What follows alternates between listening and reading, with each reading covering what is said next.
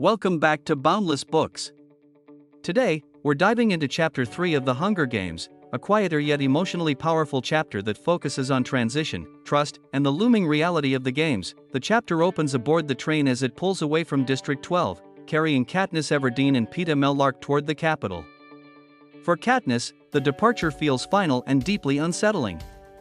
This is her first time leaving District 12, and the lush scenery outside the train window feels unreal compared to the poverty she has always known.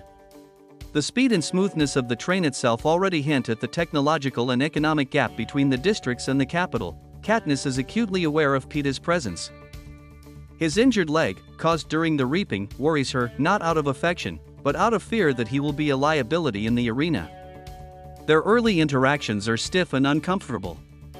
Peeta tries to make conversation, but Katniss struggles to respond naturally.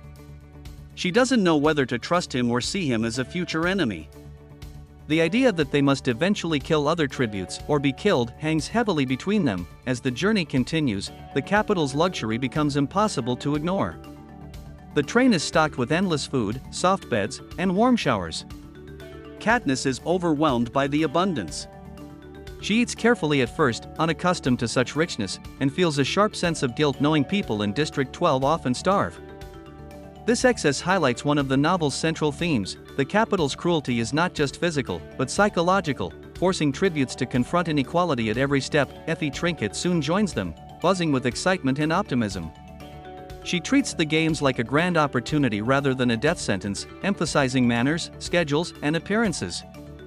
Her cheerful attitude deeply unsettles Katniss, who cannot comprehend how anyone could celebrate such an event. Effie explains that they will soon meet their mentor Haymitch Abernathy and stresses the importance of making a good impression. Later, Katniss finally confronts Peeta about something that has been bothering her: why he helped her during the reaping. Peeta admits he didn't think and simply reacted. This honesty confuses Katniss even more. She has survived by calculating every move, and Peeta's instinctive kindness feels dangerous in a world that rewards ruthlessness. The chapter ends with Katniss reflecting on her situation. She recognizes that survival in the Hunger Games will depend not only on physical strength but also on perception, alliances, and emotional control. Chapter 3 serves as a bridge between the reaping and the capital, slowly shifting the story from shock to strategy. Key moments in the chapter include: departure from District 12 symbolizes irreversible separation and loss. First extended interaction with Peeta establishes tension and mistrust. Introduction to capital luxury highlights extreme inequality. Effie Trinket's behavior shows capital's disconnect from reality. Katniss questioning Peeta's intentions sets up future emotional conflict. Differences between the book and the movie. The book spends more time on Katniss's internal thoughts during the train journey. Katniss's discomfort with food and luxury is more detailed in the novel. Peeta's honesty feels subtler and more emotionally layered in the book. Effie's character is more exaggerated and comedic in the movie adaptation. Chapter 3 of The Hunger Games quietly builds the emotional and thematic foundation of the story. While there is no action or violence yet, the chapter deepens our understanding of Katniss, Peeta, and the brutal world they are entering.